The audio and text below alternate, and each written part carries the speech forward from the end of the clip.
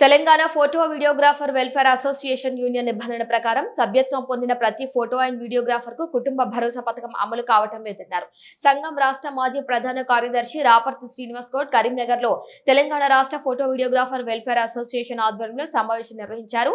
ఈ కార్యక్రమానికి రాష్ట్రంలోని పలు జిల్లాల నుండి ఫోటో వీడియోగ్రాఫర్లు హాజరయ్యారు. ఈ సందర్భంగా సమావేశంలో కుటుంబ భరోసా పథకంకు సంబంధించిన నిధుల వివరాలు, లబ్ధిదారుల వివరాలు, లెక్కలు అడిగినప్పుడు రాష్ట్ర కార్యవర్గ సమావేశం నుండి మమ్మల్ని వెళ్లగొట్టి వారు ఆరోపించారు. కేవలం వారికి సంబంధించిన వాళ్లకు మాత్రమే కుటుంబ భరోసా పథకాన్ని అమలు చేస్తున్నారని, పక్షపాత ధోరణి వ్యవహరిస్తూ ఫోటో వీడియోగ్రాఫర్లకు అన్యాయం చేస్తున్నారన్నారు.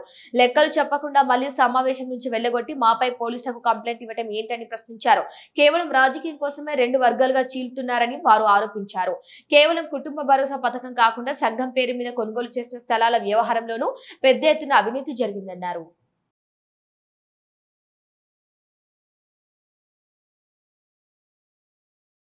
2018లో Karimnagar city and photography welfare association స్థాపించడం జరిగింది. అప్పటి వరకు కరీంనగర్లో ఎటువంటి సిటీ ఫోటోగ్రఫీ అసోసియేషన్ లేదు. అప్పుడు మొట్టమొదటిగా మేము స్థాపించడం జరిగింది. ఆ తర్వాత మేము చేస్తున్న మంచి కార్యక్రమాలను వాళ్ళు జీర్ణించుకోలేక 2021లో వాళ్ళు ఇంకొక అసోసియేషన్ స్థాపించి రాష్ట్ర అసోసియేషన్ మద్దతుతో మాకు ఎటువంటి లబ్ధి చెందకుండా వాళ్ళు మా మీద కక్ష సాధింపు చర్యతో వాళ్ళు చేస్తున్నారు. మాకు ఎటువంటి కుటుంబ భరోసా కానీ మాకు శాసనసభ్యత్వం కానీ ఇవ్వకుండా కాలయాపన చేస్తున్నారు.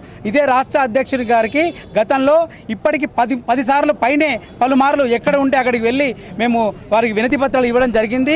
లాస్ట్ టైము మా రామగుండంలో కలిసి కూడా అక్కడ వారికి వినతి పత్రాలు ఇవ్వడం జరిగింది. వారు దానికి ఒప్పుకొని ఇచ్చిన క్రమంలో వారు కేదార్ రెడ్డి గారు వారి ఇష్టమైన పదదూషాలతో వాళ్ళు దూషించి నువ్వు ఎలా ఇస్తావు, మా అసోసియేషన్కి ఎలా చేస్తావు, నా కరీంనగర్లో నువ్వు ఎలా పెడతావు అని చెప్పేసి చెప్పడం జరిగింది.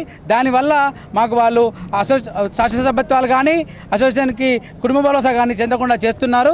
మేము ఇటువంటి కార్యక్రమాలు చాలా చేశాము.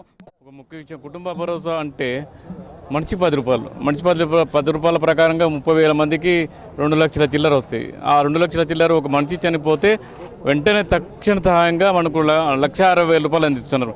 ఈ 1,60,000 రూపాయలు ఎవరైతే వాళ్లకు అనుకూలంగా ఉన్నారో అంటే మేము ప్రత్యర్థులుగా భావిస్తూ మా దాంట్లో ఉన్న చనిపోయారు అనుకో మాకు ఇవ్వకుండా మేము ఆ కుటుంబ భరోసా చెందా మేము ఇస్తూనే ఉన్నాం. కానీ మాకు రాకుండా వాళ్ళకు మాత్రమే వాళ్ళు లబ్ధిదారులుగా పొందుతున్నారు. ఎంతోమంది ఇప్పుడు లబ్ధి పొందకుండా నిస్సహాయంగా చేతులు చాచి కన్నీళ్లతో పోరాడుతున్నారు. వాళ్ళందరికీ కూడా సహాయాన్ని అందజేయకుండా చూస్తున్నటువంటి ఇంత అన్యాయాన్ని ఎదిరించడానికి మేము ఇక్కడికి వచ్చినాం. మరి న్యాయం చెప్పకుండా మాట్లాడకుండా మేము పోలీస్ కేసు పెట్టి పోలీస్ స్టేషన్ రప్పించడం ఇది ఎంత అన్యాయం.